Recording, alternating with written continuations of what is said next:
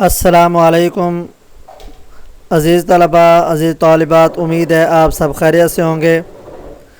آج ہم نظم حمد کے اشعار کی تشریح شعر نمبر 4، 5، 6 اور 7 پڑھیں گے۔ شاعر کا نام جیسا کہ آپ جانتے ہیں مولانا الطاف حسین حالی ہے۔ ہم نے پچھلے لیکچر کے اندر حمد کے پہلے 3 اشعار کی تشریح مختصراً پڑھی تھی، جس کے اندر حوالہ جات اشعار بھی شامل تھے۔ لہذا ہم شروع کرتے ہیں اگلا شعر۔ شاعر کہتا ہے کہ جچتا نہیں نظروں میں یا خلات سلطانی، جچتا نہیں نظروں میں یا خلات سلطانی، کملی میں مگن اپنی رہتا ہے گدا تیرا۔ مشکل الفاظ میں نے دیکھیں، جچتا اچھا لگنا، خوبصورت لگنا، نظروں نگاہوں، خلات سلطانی بادشاہی لباس، شاہی لباس، مگن مصروف گدا فقیر درویش۔ اب شعر کا مفہوم دیکھیں، اللہ تعالیٰ سے محبت کرنے والے کی نظروں میں بادشاہی لباس کی کوئی حیثیت نہیں ہے، وہ اپنی کملی میں مصروف رہتا ہے۔ یعنی جو لوگ فقیری میں، گدائی میں، درویشی میں زندگی بسر کرتے ہیں، ان کی نظروں میں بادشاہی لباس یا بادشاہت کی کوئی وقعت، کوئی حیثیت نہیں ہوتی۔ سب سے پہلی بات ہم کریں گے بادشاہی لباس کی حیثیت۔ بادشاہی لباس ایک ایسا لباس ہوتا ہے جس کے ذریعے سے انسان کی عظمت، انسان کا وقار بڑھا ہوا ہوتا ہے، اور رعایا اس کی قدر کرتی ہے، اس کا احترام کرتی ہے۔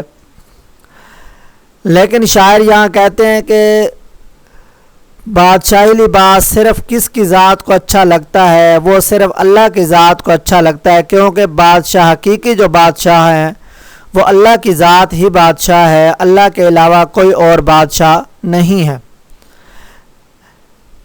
جیسا کہ وی جلندری نے بھی کہا تھا، نظام آسمانی ہے اسی کی حکمرانی سے، بہار جاودانی ہے اسی کی باغبانی سے۔ ہمیشہ جس کے پاس حکومت رہنے والی ہے، جس کی ملکیت کے اندر تمام کی تمام چیزیں ہیں، وہ کون سی ذات ہے؟ وہ اللہ کی ذات ہے، اللہ کے علاوہ کوئی اور نہیں ہے۔ اسی وجہ سے شاعر نے کہا، جچتا نہیں نظروں میں یہاں خلات سلطان، بادشاہی لباس صرف کس کو اچھا لگتا ہے؟ وہ صرف اللہ کی ذات کو اچھا لگتا ہے، اللہ کے علاوہ کسی اور کو اچھا نہیں لگتا۔ کملی میں مگن اپنی رہتا ہے گدا تیرا، جو درویش آدمی ہے، جو فقیر آدمی ہے، جو قناعت پسند آدمی ہے، وہ اپنی کملی کے اندر مگن رہتا ہے، اسے کسی اور کی فکر نہیں ہوتی۔ کوئی بادشاہ آ رہا ہے، کوئی وزیر آ رہا ہے، کوئی مشیر آ رہا ہے، کوئی بھی آ رہا ہے، تو اس کی نظروں کے اندر کوئی وقعت نہیں ہے۔ کیوں؟ اس وجہ سے وہ درویشی کی زندگی بسر کر رہا ہے۔ جیسا کہ شاعر نے بھی کہا تھا، غیرت ہے بڑی چیز جہاں تگ و دو میں، غیرت ہے بڑی چیز جہاں تگ و دو میں، پہناتی ہے درویش کو تاج سر دارا۔ تو درویش آدمی جو ہے وہ اس انداز میں زندگی بسر کرتا ہے، اسے کسی بات کی کوئی فکر نہیں رہتی کہ کوئی آ رہا ہے، کوئی جا رہا ہے۔ حقیقت میں جو مالک ہے وہ اللہ کی ذات ہے، جیسا کہ اللہ تعالیٰ نے فرمایا، مالکی یوم الدین، بدلے کے دن کا مالک ہے وہ اللہ کی ذات ہے، اللہ کے علاوہ کوئی اور نہیں ہے جو بادشاہت کے لائق ہو۔ جیسے قیامت کے دن اللہ تعالیٰ فرمائیں گے، لمن الملک اليوم، آج کس کی بادشاہت ہے؟ پھر اللہ تعالیٰ خود ہی جواب دیں گے، للہ الواحد القہار، ایک اللہ کی بادشاہت ہے۔ جو چھوٹے چھوٹے بادشاہ جو ہے یہ چند لمحوں کے لیے ہوتے ہیں۔ جیسا کہ میر تقی میر نے بھی کہا تھا، جس سر کو غرور آج ہے یہاں تاج وری کا، کل اس پہ یہی شور ہے پھر نوحہ گری کا۔ تو آج بادشاہ ہے، کل جو ہے وہ فقیر ہے، درویش آدمی ہے، کل وہ قید میں پڑا ہوا ہے۔ تو اصل چیز جو ہے وہ شاہی لباس جو ہے صرف اللہ کی ذات کو اچھا لگتا ہے۔ اسی طرح کا ایک اور شعر علامہ اقبال کا ہے، میرا طریق امیری نہیں فقیری ہے، میرا طریق امیری نہیں فقیری ہے، خودی نہ بیچ غریبی میں نام پیدا کر۔ غریبی میں اصل جو ہے وہ نام پیدا کرنا ہے۔ تو اسی کو شاعر نے بیان کیا کہ جو درویش آدمی ہے وہ اپنی کملی کے اندر مگن رہتا ہے۔ اس طرح علامہ اقبال کا ایک اور شعر ہے، کہاں سے تو نے اقبال سیکھی ہے یہ درویشی، کہاں سے تو نے اقبال سیکھی ہے یہ درویشی، کہ چرچا بادشاہوں میں ہے تیری بے نیازی کا، کہ بادشاہوں کے سامنے جو طرح تذکرہ ہے، کیونکہ خود داری غیرت مند جو ہے یہ بہت بڑی چیز ہے۔ تو اسی کو شاعر نے اس کے اندر جو بیان کیا ہے۔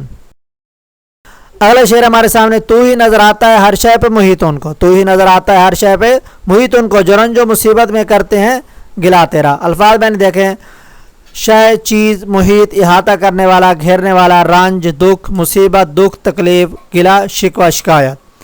مفہوم دیکھیں، اے اللہ جو لوگ دکھ درد میں تیری شکایت کرتے ہیں، ہر دکھ درد میں تو ہی ان کا معاون و مددگار ہوتا ہے۔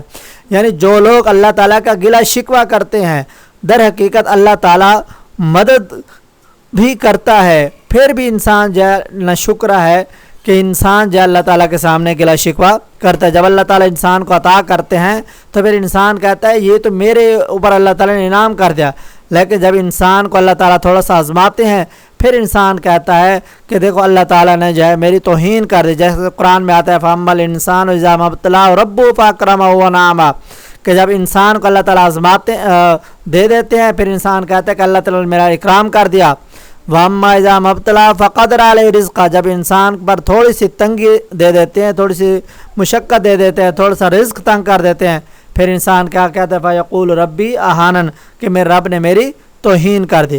حالانکہ اللہ تعالیٰ کی ذات بہتر جاننے والی ہے، اللہ تعالیٰ کو پتہ ہے کہ کون سا کام بہتر ہے اور انسان کے لیے کون سا کام بہتر نہیں ہے۔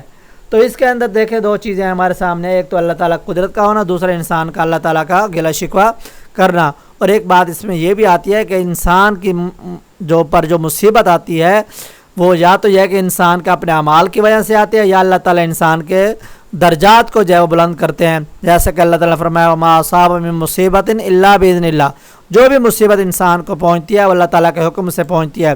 دوسری جگہ اللہ تعالیٰ فرماتے ہیں وَمَا أَصَابَكُم مِّن مُّصِيبَةٍ فَبِمَا كَسَبَتْ أَيْدِيكُمْ وَيَعْفُو عَن كَثِيرٍ، اللہ تعالیٰ نے بہت ساری چیزیں ایسی ہیں جو تمہارے اللہ تعالیٰ نے معاف کر دی ہیں، کچھ کی وجہ سے اللہ تعالیٰ تمہیں سزا دیتا ہے۔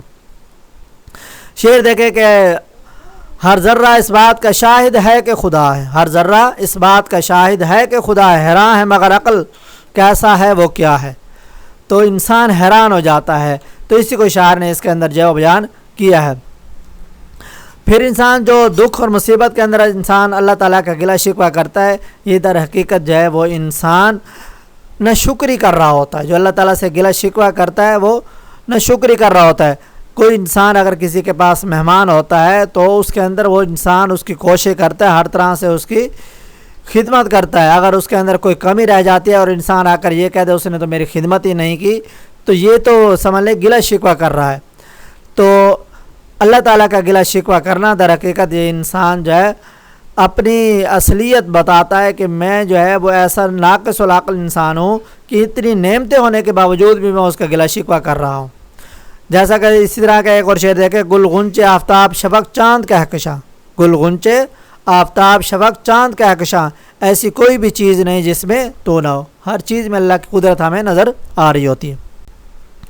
اگلا شعر دیکھے، آفاق میں پھیلے گی کب تک نمک تیری، آفاق میں پھیلے گی کب تک نمک تیری، گھر گھر لیے پھرتی ہے پیغام صبا تیرا۔ آفاق افق کی جمع، دنیا آسمان کے کنارے، مہک خوشبو پیغام اطلاع دینا خبر دینا، صبا صبح کے وقت کی ٹھنڈی ہوا۔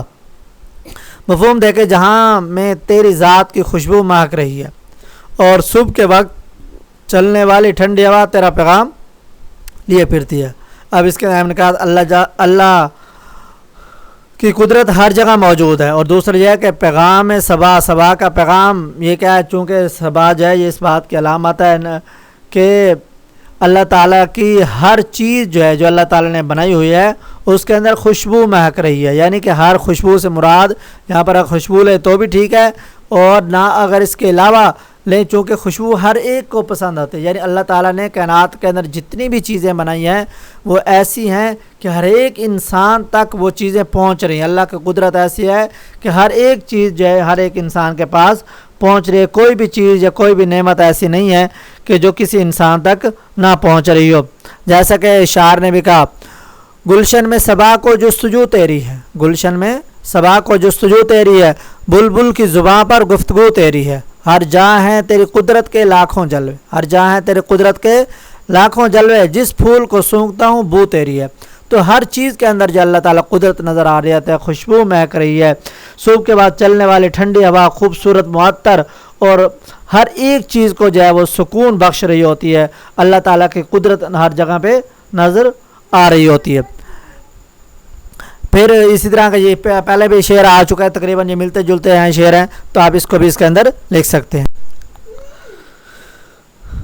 हर बोल तेरा दिल से टकरा के गुजरता है, कुछ रंगे बयां हाली है सबसे जुदा तेरा। अल्फाज मैंने देखे, बोल, बात, रंगे बयां, बयान करने का अंदाज़, जुदा, अलग, अलहदा। मफ़हूम, हाली आपका अंदाज़ इस कदर निराला है कि आपकी बात लोगों के दिल पर असर करती है। अहम निकात, हाली का अंदाज़ बयां फ़न शेर कोई।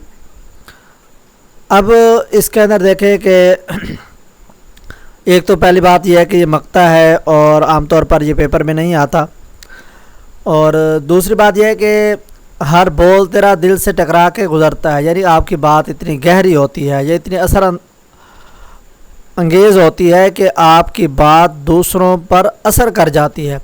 चूँकि अल्फाज का चुनाव होना या अल्फाज का उम्दा होना वो ऐसा है कि जो दूसरे की बात पर असर कर जाता है, तो होना भी ऐसा चाहिए। तो हाली का जो अंदाज़ बयां है वो सबसे जो है वो जुदा है, वो ऐसा है जो दिल पर असर कर जाता है। जैसा कि अल्लामा इकबाल ने भी कहा था, दिल से जो बात निकलती है असर रखती है, दिल से जो बात निकलती है असर रखती है, पर नहीं ताकत है परवाज़ मगर रखती है। अंदाज़ ही ऐसा होना चाहिए, बात वही होती है लेकिन अंदाज़ बदल जाने से बात बदल जाती है। जैसा कि एक और शायर ने भी कहा था, सैफ अंदाज़ बयां बात बदल देता है, सैफ अंदाज़ बयां बात बदल देता है, वरना दुनिया में कोई बात नहीं, बात वही होती है, अंदाज़ बदल जाने से बात बदल जाती है, उसका असर होता है। हम किसी को प्यार से कह देते हैं कि ये काम कर दो, लेकिन अगर वो नहीं मानता, वही बात हम थोड़े से गुस्से से कहते हैं तो उस पर उसका असर हो जाता है। तो यानी कि ये चीज़ें हैं, तो इस लिहाज से हाली का जो अंदाज़ बयां है वो सबसे जुदा है।